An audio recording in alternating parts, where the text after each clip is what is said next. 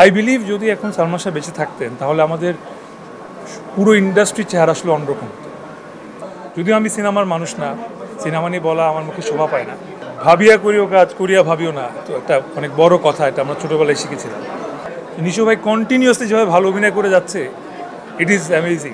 ক্যামেরার সামনে ভাইকে কথা বলতে শুনেছি, অনেক দেখেছি, কিন্তু ক্যামেরার পিছনে এইভাবে আমাকে অ্যাডভাইস দিবে এটা আমি কখনো এক্সপেক্ট করিনি।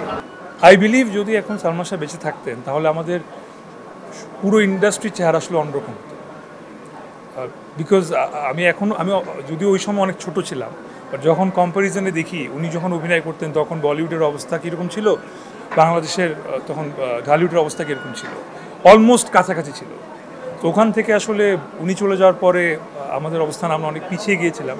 যদিও আমি সিনেমার মানুষ না, সিনেমা নিয়ে বলা আমার মুখে শোভা পায় না, তবুও বলবো যে উনি যদি বেঁচে থাকতেন তাহলে আসলে হয়তো আমরা সবাই এখানে অন্যভাবে সব কিছু অন্যরকম করতে পারি। এটা একটা অনেক বড় আফসোস, যেটা আমরা আজীবন বহন করব। অবশ্যই ভাবিয়া করিও কাজ, করিয়া ভাবিও না, তো একটা অনেক বড় কথা, এটা আমরা ছোটোবেলায় শিখেছিলাম। সো সেটাই অ্যাপ্লাই করার চেষ্টা করছি। প্রতিটা কাজে অনেক ভেবে ভেবে স্ক্রিপ্ট চুজ করা, রিলিজ টাইম চুজ করা, স্টোরিটা আসলে অডিয়েন্স কীভাবে নিবে, অডিয়েন্সের কাছে কীভাবে প্রেজেন্ট করব, ওভারঅল একটা প্ল্যানিং করেই আসলে আগানোর চেষ্টা করছি। Your right. অবশ্যই আমাদেরই ডিরেক্টরের কাজ, আমারই বড় ভাইয়ের কাজ।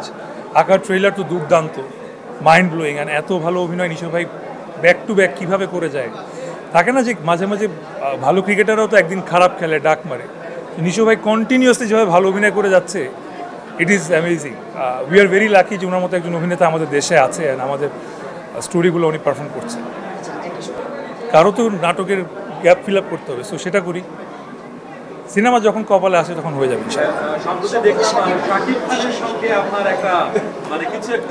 আমরা বিগ সিটি রিলেটেড কথাবার্তা বলি নাকি?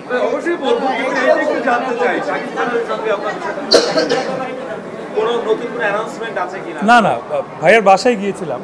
So I was very lucky যে ভাইয়ের সঙ্গে একদিন এক রাত এক সন্ধ্যা আড্ডা দিতে পারলাম, এবং ওনার এক্সপিরিয়েন্স এইভাবে ফার্স্ট হ্যান্ড কখনো আমার জানা হয়নি। ক্যামেরার সামনে ভাইয়াকে কথা বলতে শুনেছি, অনেক দেখেছি, কিন্তু ক্যামেরার পিছনে এইভাবে আমাকে অ্যাডভাইস দিবে এটা আমি কখনো এক্সপেক্ট করিনি। It was a very big thing for me, এবং ডেফিনেটলি এখান থেকে আসলে অনেক কিছু আমি নিজে শিখেছি অ্যাজ অ্যান আর্টিস্ট।